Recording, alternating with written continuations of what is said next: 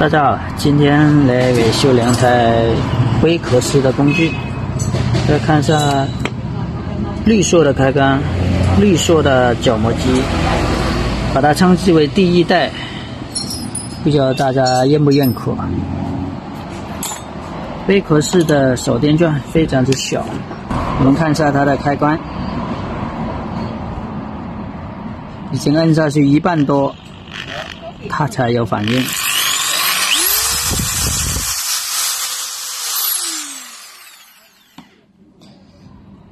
这种手电钻和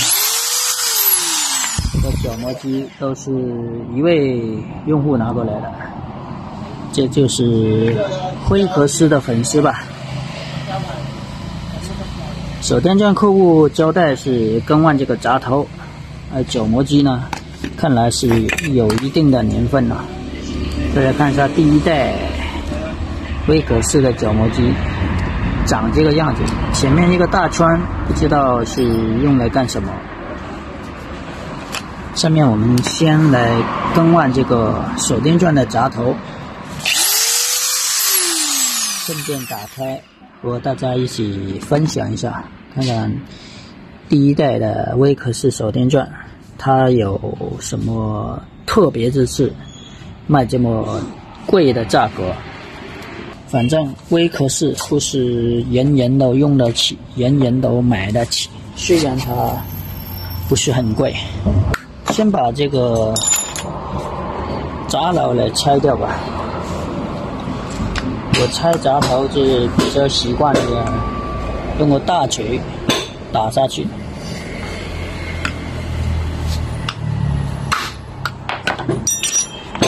看看一锤过能不能成功？成功了。用户交代把它换成自锁的闸头。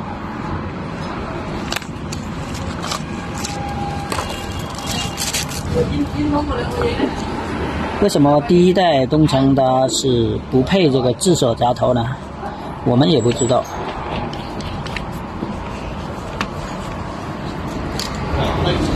把它配上自锁闸头，装上反压螺丝。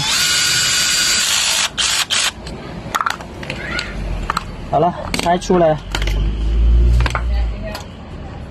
更换一下微壳式的小手电钻，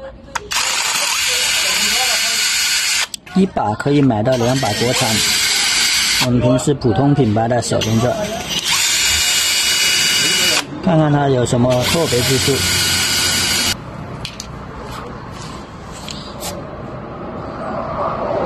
大家来看一下，哇，这个齿轮它是一点磨损都没有，我们看到真正的一点磨损都没有。这个大齿转子方面是4个齿的，看起来它的铁芯也没有长。这开关是用博士的开关，博士电锤的开关，看是跟我们26的博士电锤的开关一模一样。它的正反转也是设计像博士的品牌一样，所以说它为什么这么贵，要看清楚了，是和我们国内一些品牌的不一样。2个轴承呢，前面一个大轴承，后面一个小轴承。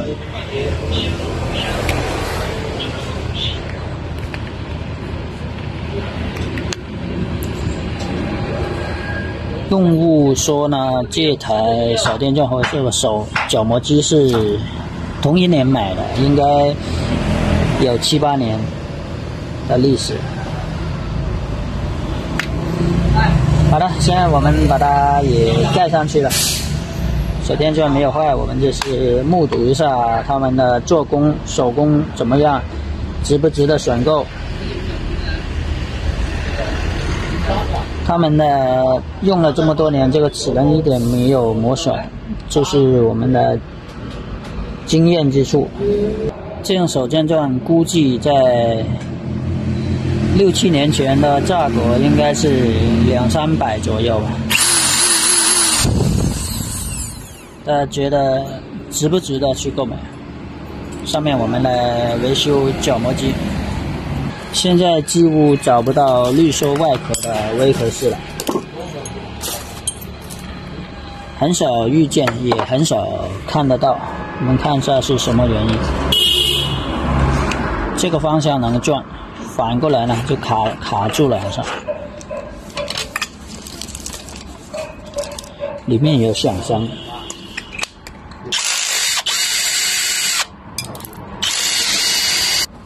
哦，掉了一些波子出来，估计里面的轴承已经烂了。为什么停产？这个头确实是大，这个头比机身要大很多，这是我们扎手的地方。如果是这样拿了这个部位的话，根本上一个巴掌很难控制。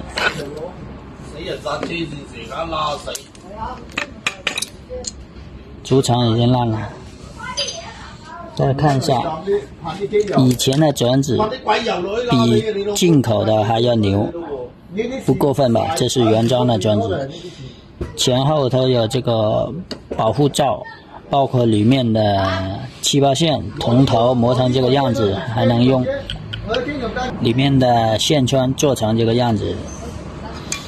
这种质量的话，价格也应该在300块钱左右吧。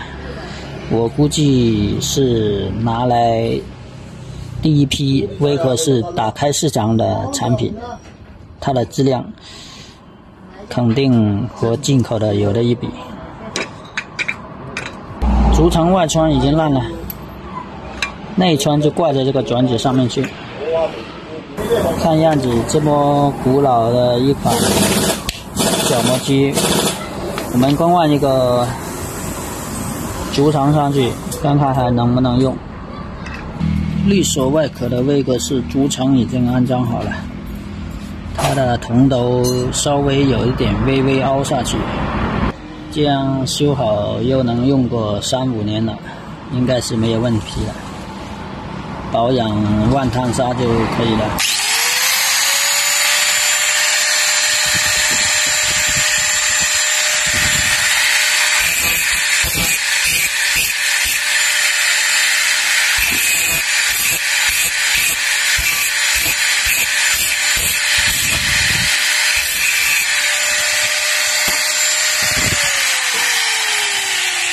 但是非常之笨重，前面的头也大，这个比我们平时的小蛮腰，现在比较流行的小蛮腰要不好操作，所以说该淘汰的淘汰，估计已经停产了。好了，感谢大家的收看，拜拜。